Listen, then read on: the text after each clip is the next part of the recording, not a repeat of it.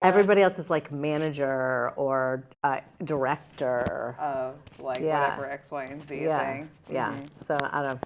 Hey, I didn't give it to myself, so. Yeah, there's only so much you can do sometimes, you know? Yeah.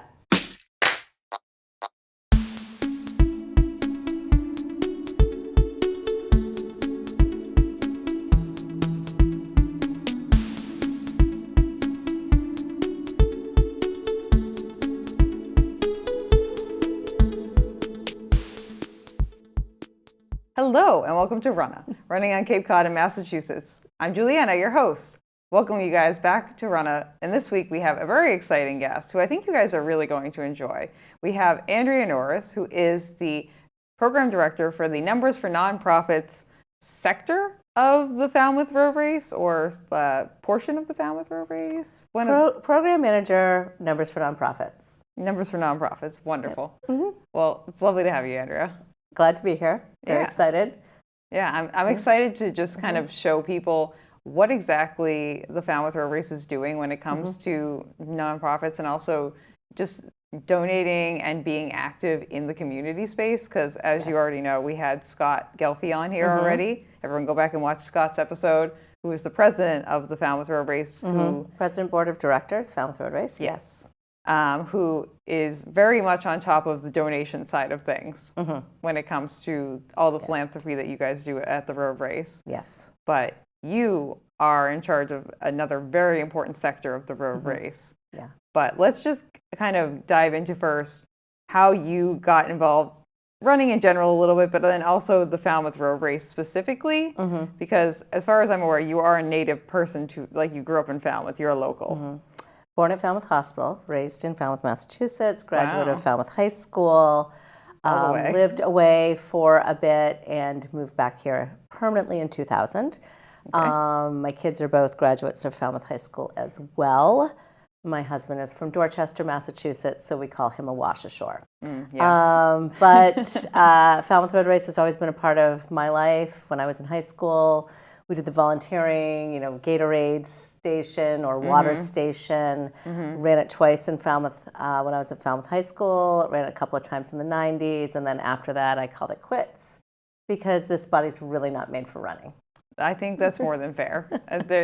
I always encourage people like, how do you run so much? I'm like, you just got to find the physical activity that brings you joy. Absolutely. Like, whatever that is, it doesn't have to be running. Plus, as you know already, you can be involved in the running community and not actually be physically running. Correct. And still have a lot of that joy that comes with just being involved with the running community in general. Absolutely. And we do say in our office, a lot of times we'll ask people if they're looking for a job with us, if they're a runner, because on race day, you really can't run the race. Yeah, that's kind of the bummer. So if you're not a runner, it's not a bummer. Yeah, I guess that's true. You're like, oh darn, I don't have to run it. Oopsie daisies. Yeah, so I feel like that probably is a good thing to honestly have people who they're invested in running itself. Yes. But they're like, yeah, no, you couldn't pay me to go run 7 miles in 90-degree heat today. Yes, that is correct. Yeah. So how did you eventually find your way into the job that you have currently, being the director for the Numbers for Nonprofits? So I've done multiple different jobs in my past before I stopped working full-time when I had my 2 kids. I worked in sales. I worked for the Estee Lauder Corporation. Oh, okay. I traveled all around New England. I had a store in Canada. I had a lot of people on my team who were in charge of selling in stores. And then I did various side hustles while my kids were little. And at one point, I did meet the former executive director, Jennifer Edwards, as well as Megan Faulkner, who is the current executive director, through the East Falmouth Elementary School PTO. All our kids went to the same school. It's a small world. So they knew me, and when there was an opening, they actually reached out to me, and I went in and I interviewed, and my sales background actually marries quite well with the Numbers for Nonprofits program. Yeah. Because I oversee 225 teams and 225 team captains who need to recruit and motivate 4,500 runners every year. So Yeah, you have a that lot of people. speaks to what I was doing with the Estee Lauder Corporation. That's exactly what I was thinking. I was like, that job history actually, like, if you just look at it on paper, maybe doesn't make exact sense, but you saying it out loud, I'm like, just knowing roughly how many people you have underneath you before you even just said it, I knew you had a lot of people. Because I know there's a lot of charity runners. Yeah. And a lot of different charities that are like very highly diverse. Involved. Yes. Yeah, all over the place. Yep. Kind of like your marketing history in the past, just kind of all over the place a little bit. But that makes a lot of sense. Yeah. Do you have like a specific passion for like nonprofit work, or? I really didn't before this, but I love, in general, helping people meet their goals. So if that means you're trying to hit a goal to raise funds for your nonprofit, or you're trying to hit a goal to make sales goal for your company, to be honest with you, I feel like it's the same thing. We can get there the same way, as long as there's some passion behind it. Whatever you're selling, whether it's lipstick or we're trying to, find a cure for cancer, not exactly the same thing, but you can be passionate about both. Yeah, it's a similar process, I would say. Absolutely. You need to have some passion behind it to get people excited, to get them to want to contribute. And we find that really probably 98% of our charity runners, they have a strong reason for why they want to fundraise. Yeah, it sounds like you're really passionate about the job that you have too. Well, it's exciting. It's exciting to help people meet their goals. Yeah, so I think that's fantastic. That's the best part. Yeah. So let's talk a little bit about what you actually do, because we know you're in charge of the Numbers for Nonprofits program. What exactly is that program? So it is for Massachusetts-based nonprofit organizations. Basically what they do is they apply to participate in the Falmouth Road Race and obtain bibs so that they can use those bibs to fundraise for their organization. They receive 100% of the funds they raise as long as donors pay the platform fee. So if a donor doesn't pay the platform fee, then it comes out of the donation. Gotcha. But they will receive 100% of the funds they raise. So what we do is we will accept the groups into the program in December. The previous year, they pay a premium for guaranteed entries because, as you know, it is difficult to get into the Falmouth Road Race. It's very popular. And then we help them set up their platforms for fundraising. We provide quite a robust incentive program for the charity runners as well. We do a lot of things to support the fundraising program between social media, and we have a singlet program where charities can buy singlets through us with the Falmouth Road Race logo. So we provide a lot of different support mechanisms so that they can reach those goals. Yeah, and you said how many charities do you usually have participating? So this year we have 225, which is the highest we've had so far. 21 are Falmouth-based. Oh, that's fantastic. That's exciting. We really try to include Falmouth, Mashpee, surrounding community, but of course we keep it within Massachusetts as well. So yeah, and I know there are two that are like kind of the more prominent ones that have been with you guys the entire time, if I'm remembering correctly. Well, or like just to have the most bibs. Since largest team is Dana-Farber Cancer Institute. They have between 325 and 350 runners every year. Wow, that's They're impressive. also our legacy partner for the Numbers for Nonprofits program. Okay. And then our next highest amount of runners on a team is ALS1 this year, and they have just over 150 runners. Wow. But we have teams that only have 5 runners. Yeah. And some of those are the smaller Falmouth-based charities or new charities that we're trying to support as well. That's awesome. Yeah. Now, if someone wants to say they have a charity that they'd like to submit for the Numbers for Nonprofits program, what, generally speaking, is the process for becoming a charity fundraiser for the at the Falmouth Road Race? I'm sorry. So the first step is they need to be an actual 501c3, and they have to be Massachusetts-based. Okay. The next step is to apply. So our application is open every year, August 31st through October 31st. Okay. This is all on our website if you need to refer to it. We'll put the link below in the description Yes. for anyone who's interested. So make sure that you apply. Then we have an approval process. It usually happens in November because the application closes October 31st. We reach out to all of the charities who are approved by mid-December, and we start the process that way. So there's really no specific criteria other than being a Massachusetts-based 501c3. Okay. We do try to keep it very diverse, so we try not to have too many of the same type of mission for a specific charity. Okay. So we can't have too many that are supporting Alzheimer's research. Or like too many dog shelters or too many. Exactly. Yeah. We really try to spread the wealth as much as we can. We might have one or two, sometimes three, depending on how long a group has been with us. We like to reward groups by letting them return year after year. Yeah. But we really try to spread it out. Now, is there a minimum amount of fundraising that these groups have to do to be part of this, or is that set by the organization themselves? Well, we suggest that each runner raise at least $1,200, but some of our organizations ask for more. Okay. And some will ask for less. But that's kind of so they have a good return on their investment and they actually can make some money off of the event. And for many of these groups, it is their biggest fundraiser of the year. I can imagine. Yeah. It's kind of like a mini Boston almost. Exactly. I think it's not as difficult, the fundraising minimums, obviously. Yeah, definitely. I've heard it's incredibly high for Boston. Yes. So we kind of let them have some leeway with that because we know it's hard to get into the fundraising game. Yeah, it definitely can be challenging. I mean, I'm currently fundraising for the Berlin Marathon, and I fundraised for the New York City Marathon, and it's hard. Yeah. It's hard to raise money for things. It is. It is hard. It's hard if you're not used to putting yourself out there in that type of sales capacity. For sure, yeah. It can be difficult if you are not comfortable doing that. But there are different ways that people do it. There's social media sharing, of course, there's emailing, and there used to be letter writing, but mostly people email now.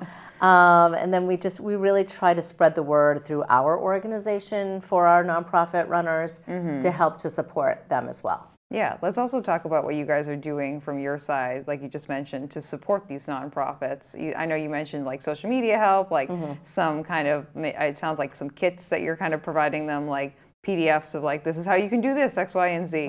What exactly are you guys providing to, or you specifically, I guess, from support to? Because even when I was in the office the other day, I heard you on the phone with someone, it sounded like from a charity team who needed a little bit of support one-on-one. Yeah. So usually the support I provide is helping them build out their fundraising pages on the platform. Okay. Because there can be a learning curve there. For sure, yeah. And so we're usually talking about that. I hold biweekly office hours where they can come on Zoom with me and we can figure that stuff out.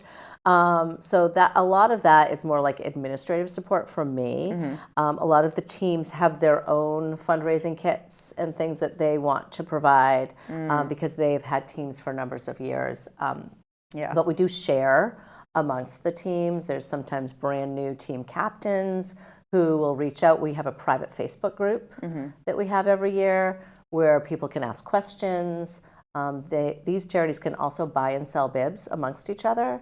Oh, okay. I didn't know that was a thing. Yep. So if I have a lot of bibs and I don't have all the returning runners I thought I was going to have, I can sell them to another team who's participating that year who it's like, oh my gosh, I didn't realize how many people want to run this year for my team, so they can buy and sell. And so I facilitate all of those kinds of things behind the scenes for them. I didn't know there was like a bartering process for the bibs between well, the charities. they have to sell them for the same amount that they purchased them for. Yeah, that's definitely super interesting. These are the things that like I feel happen because obviously you're very active in the space and this is your job. Yes. But people like me are just like, oh, I didn't realize that was even a thing that happens behind the scenes. The other thing I do is I provide an incentive program that starts actually in April. Okay. So if you get in there and you start fundraising right away, every 2 weeks we have a different incentive for our charity runners.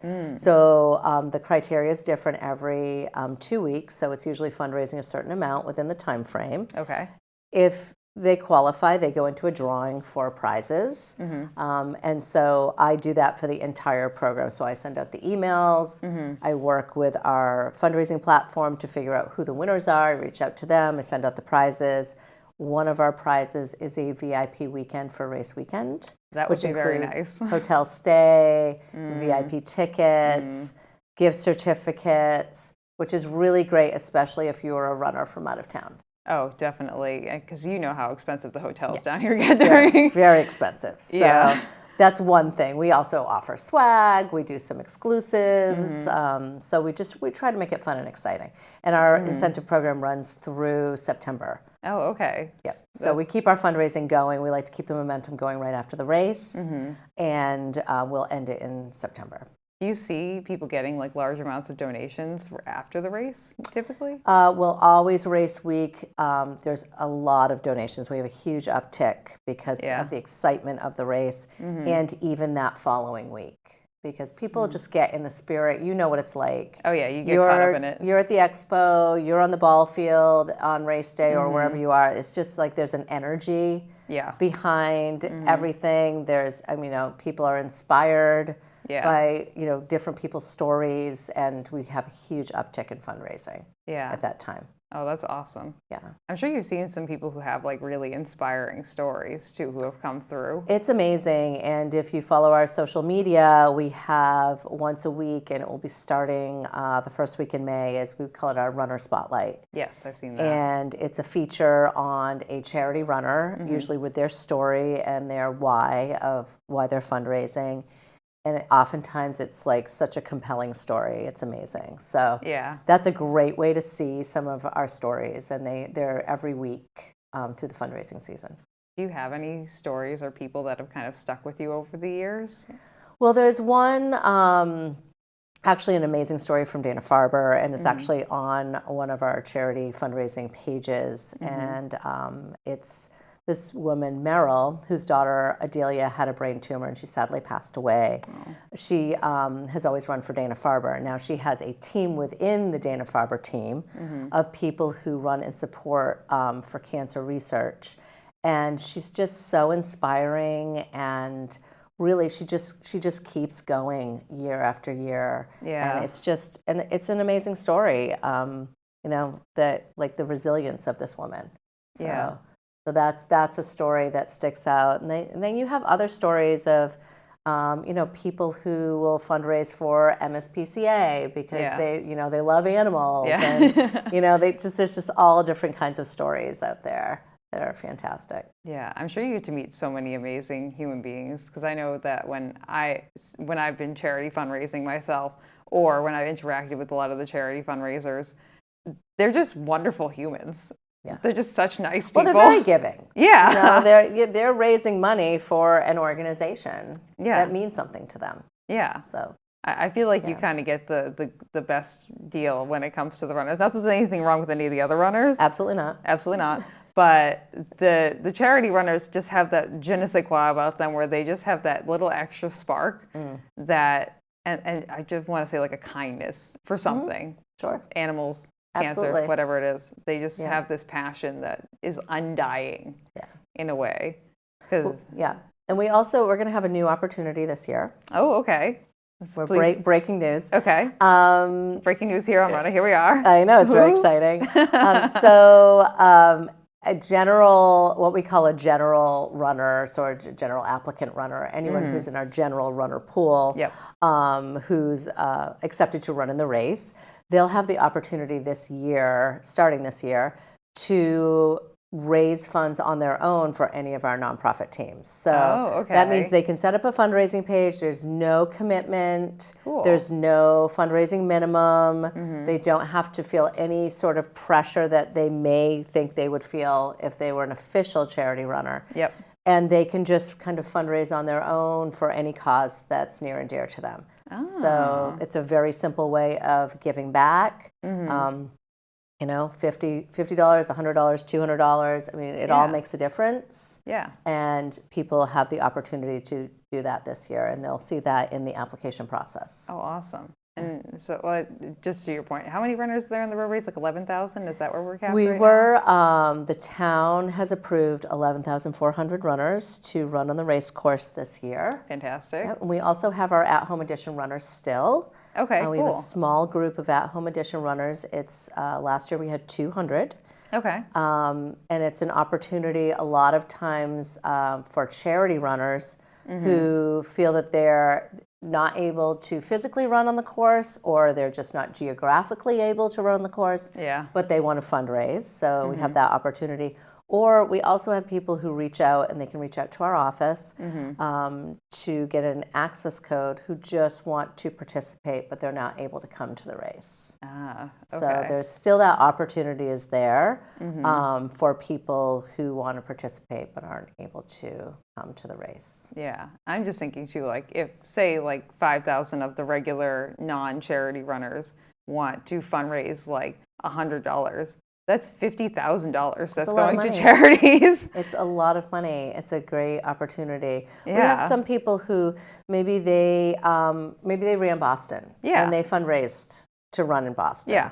And now they're like, oh, I would really love to fundraise again, but I don't feel like I can tap into the same people or whatever the reason is. I don't have $12,000 under my belt right now. But maybe they still feel compelled to raise funds for a similar organization or the same organization, because we have a lot of our nonprofits who participate in Boston and fundraise that way as well. I'm thinking Dana-Farber is a big one. Absolutely, Dana-Farber, but many of them are do both for fundraising, and they might want to just do a couple $100 more or something like that. I think that's a fantastic opportunity. Yeah, it's exciting. We're really excited about it this year. Yeah. Is there goals to grow the numbers for nonprofits numbers that you are like able to hand out to people? Is there like a push for that? Because obviously, like you just said, the town sets the limit for the number of people who can run the race. So we're kind of at the mercy of the town, whatever they decide. It's public safety, really. Yeah. It's 100%. Whatever the town feels can be a safe number. Especially with how tiny Woods Hole is, too. Absolutely. So, there's logistical reasons and safety reasons. So we're just happy we can have 11,400. I feel like those 400 people, we're really going to feel it when we're standing in Woods Hole this year. Bursting at the seams. But I would love to have more allocated to the charity program. And I'm always asking for more, but there's only, so many pieces of the pie that can go around. So I keep asking for more. Let's just put it that way. I feel like you're someone who's just always on a mission in a good way. Like you're just like, this is what I'm doing and I'm passionate about it, whether it's like when you were younger, like a cosmetics thing, or now with the numbers for nonprofits, just constantly looking to up the ante, be a little bit better, even if it's just like a teeny tiny bit. Yeah. Well, in our office as a whole, that's what we do for the race. Yeah. We're always trying to say, like, how can we make this better? How can we make this more fun? Yeah. How can we, last year we had the mascot race with the kids just thinking that. which was amazing. And that was a new thing we were able to put together. So we're always brainstorming. We're always thinking, like, how can this be more fun? How can the experience be better? Yeah. That's really what we're looking for. I think that's fantastic. I mean, just on a much smaller scale, we're always trying to do that at the Cape Cod Marathon too, which I know you guys now share our PR belt, which is very exciting. So that'll be, if anyone ran the Cape Cod Marathon or the Falmouth Road Race last year, the PR belt will be back at both races this year. That's right. So that'll be exciting. But do you have any like big goals that you'd maybe like to work towards? Yes, I would like to beat last year's fundraising, which was $7.81 million. That's a lot of money. So that was for Massachusetts-based charities. That's a lot of I would money. like to beat the goal. I'm always looking to beat the goal. So that's what I have in mind. Okay. Yeah. I think that's great. Yeah. Is there anything you'd like to kind of push for, just like maybe programming-wise for the charities that you're looking to implement, or is like a place to improve upon possibly? So it's really more tweaking this year. Okay. So what we did this year was we tweaked and added a couple of more incentives to our incentive plan. So we started earlier. We added one to April. Nice. So that we're starting earlier with that. And then at the expo, you may have noticed if you've ever picked up a number there, we have a separate section for the numbers for nonprofits now, which is a newer thing that we implemented a couple of years ago. Yeah. We also have, for our team captains of very large teams, we have the option of them sending in all the bibs they want us to pull ahead of time, and they only go to one central location to pick up all those bibs all at once. Oh, that's convenient. Of course, they have to show that person's ID and their own ID, just like everybody else does if you're picking up someone else's bib. But then they get all the mugs and the bags and all of that all in one location, which really saves for everyone else. Sometimes there's bottlenecks in lines and people have to wait. So it kind of makes everyone happy. So that's a new thing we implemented as well. So we're always looking to do things like that. It's usually like a tweaking thing behind the scenes, things that don't necessarily cost us money because we are also a 501c3. Yes, you guys are also a nonprofit. Yes, so we're always looking for things that are low or no cost that can just make everything better. Yeah, I mean, things like that, I feel like, are things that make the experience substantially better. Absolutely. I know I usually volunteer in some capacity over the race weekend, and last year I did bag pickup. And I did indeed hand out many groups of like 10, 20 people all at once. Yes. And they just handed me many numbers, but it's just more convenient. As someone who's like run team things before, it's so much more convenient if you can just send one person in, have them get all the stuff, they put it in the back of their car, and then distribute it. And they'll usually like meet as a group, or they'll give out team singlets when they give out the bibs and everything. So it's nicer for the team. Yeah. And it's definitely, you know how crowded it gets at the Road Race Expo. Absolutely. It's very crowded. Parking is very sparse. So if you can kind of have one person go in and then they maybe have like a little thing at their house where parking is a lot more available, makes things a lot easier, I would say, too. Definitely. That's fantastic. I know you guys usually give like a little gift out as well, too, to the... We give a special charity gift out. Yep, you get a little... So we have one this year. I'm not going to talk about that yet. Ooh, wait for the reveal coming soon. The reveal yet. But we always pick something out that we hope is useful or fun. Yeah. We also give a gift every year to our team captains because they're working really hard usually. I would imagine. Getting people excited about fundraising. Some of them are also fundraising and running themselves while they're running the team. So it is a lot of work. So we give a gift to the team captain, we give a gift to the charity runners, and then of course they get our regular runner gifts as well. Yeah, we get the mug, the bag. The mug, the bag, the poster. The poster's going to be really exciting this year. Oh, okay. So, yep. I'm excited. I'm always excited to see what color we choose for the mug and like what the design is and things like that. Yes. But of course, I can't say a word about any of that yet. No. We will all patiently wait to see when Lindsay Benson puts it up on social media for everyone once it's been approved and everything is good to go. Yep. Because I'm sure that as someone who works behind the scenes at a much smaller race, like you're tweaking things up to the last minute half the time. Well, our mugs and bags have to be ordered usually by January. Wow, okay. Because we have to order so many. Yeah, that makes sense, actually. So we've already usually made a decision on colors and designs and shapes of bags and mugs, usually before the holidays. Is there like a special theme for this year, or is it just like, because I know, what year are we on? Are we on 50? We are the 50th running of the wheelchair, which is very exciting. That's super exciting. So there's some things. Okay, cool. We'll all look forward to talk about them. No, that's fine. We will be celebrating the 50th running of the wheelchair race heavily. Awesome. Which is so exciting. Is the Rick and Dick Hoyt one of the charities that you work with? The Hoyt Foundation is, they're the sponsor of the Duo program. So that's great. And then CCALS. Yes. They're local, as you know. They are the sponsor of the Adaptive Athletes program, which is really our wheelchair racing program. Yeah, which hopefully we'll have Matt on here as soon as he's a little bit more settled in with his new baby and a new house. So that is coming at some point. Yeah, so that's awesome. They've got a lot of big plans happening to celebrate.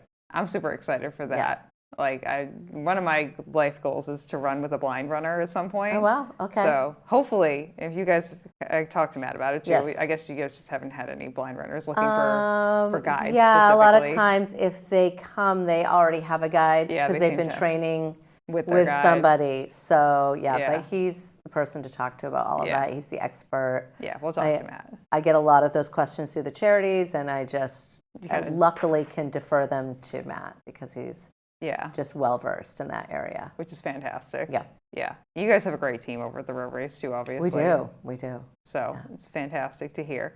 Like fundraising numbers wise, I know that you had some like really impressive numbers. I don't know if you wanted to like maybe let people know like total how much the road race has like fundraised up until this point potentially? Well, or like from what I was able to track, to really track and to be able to present a number, it's over 70 million. Wow. But I think there's like when Rich Sherman was in charge and he had some charity teams come in. So there's not any specific numbers that are like in a Numbers for Nonprofits program. That's fine. But there's still there were teams that would come in and fundraise, and he would provide bibs for them. So that was really the start of the Numbers for Nonprofits program. Yeah. But it's just over 70 million, which is amazing. That's crazy. For, again, Massachusetts-based charities. And the road race has given since 2011 $5.9 million back into the town and the surrounding communities in grants, scholarships, different things like the Falmouth High School track, the exercise equipment for the senior center, some of the playgrounds in town. We recently gave a grant to the Falmouth Recreation Center for some programs that they're putting on. They're redoing the skate park and some other things. So it's a lot of youth programming. Anything that really has to do with health and wellness really is really something that we'll give to if we can. Yeah. And that's what we do. We raise money to put it back into the community. Yeah. So. One of the things that I really love about the Falmouth Road Race is how community-based it is. Not only just on the aspect of like letting the locals kind of have first dibs on bibs, so we're allowed to participate, but also like people volunteering within the race, and then also again, just how much of the money that is funded from the race goes directly back into like the Falmouth and surrounding towns community. And really it's just a constant cycle, it sounds like. Yeah, absolutely. I mean, we are held to the standards of anyone who is a 501c3.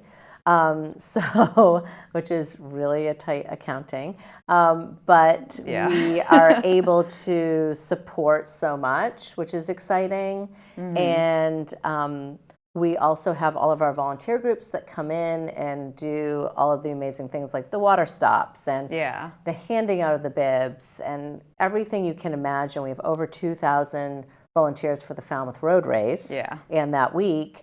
And a lot of these groups are able to be given money for their different programs. So a lot of them are sports teams or other local organizations. Yeah. So I think that that's absolutely fantastic. Yeah, I mean, we need them, and we're happy to support them. So it's a good give and take because definitely a race is nothing without the volunteers. That is absolutely true. Yeah. So if you are a volunteer for a race, thank you so much.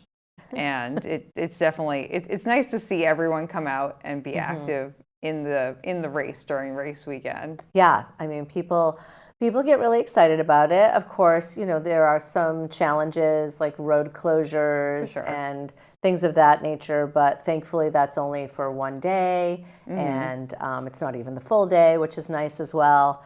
But it's really worth it. Yeah.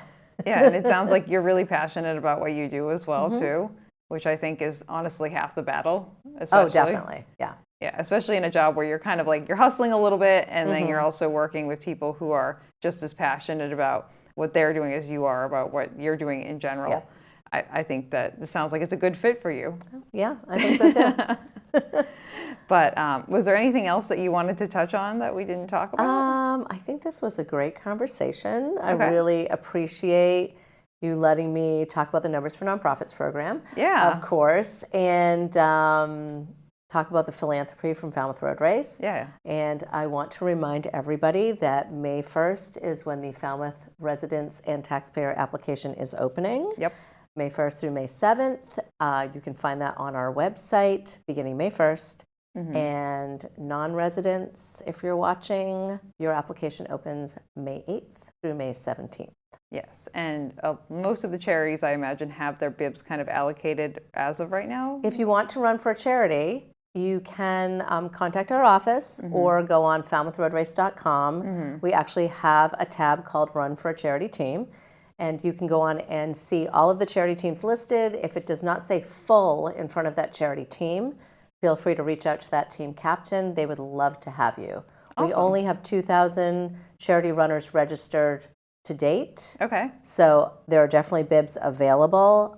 It doesn't mean that there are 2,500 bibs available. It just means not everybody is registered, but there are definitely charity bibs available. That's fantastic. Yeah. So if you'd like to run for a charity, it sounds like you can definitely still do so in some capacity. Yes. So that's fantastic. Okay. I love that. Yeah. Okay. All right. Would you like to do the last? I usually do a little fun segment at the end. Okay, I would love it. Okay, cool.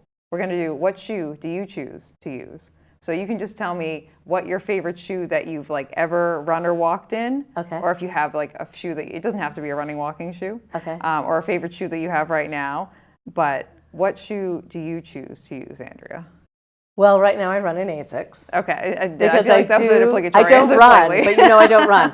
But I do power walk in the morning. Nice. And I do wear ASICs because I do get them through the office. But they're great shoes. I will second both of those things, using free shoes and also that ASICS makes good shoes. That. My other passion is paddle boarding, so I don't wear any shoes when I do that. I didn't know you paddle boarded. Yes, I do. That's fun. And my other shoe, I'm sorry, I'm choosing a lot. You can choose as many shoes as you want. You can list like 20 if you want. Other top shoe is usually a Dansko clog of some sort. Oh, okay. Is that from like your makeup selling days? I feel like that's like a nurse shoe usually. But back in the day, I don't usually wear the professional clog. I wear something a little bit fancier and higher. Oh, okay. I used to work in healthcare, so I used to wear those when I was working in like nursing homes. And back in the day when we were selling cosmetics, most of us were wearing very spiky high-heeled shoes that I probably couldn't stand in 8 hours for 8 hours in anymore. No.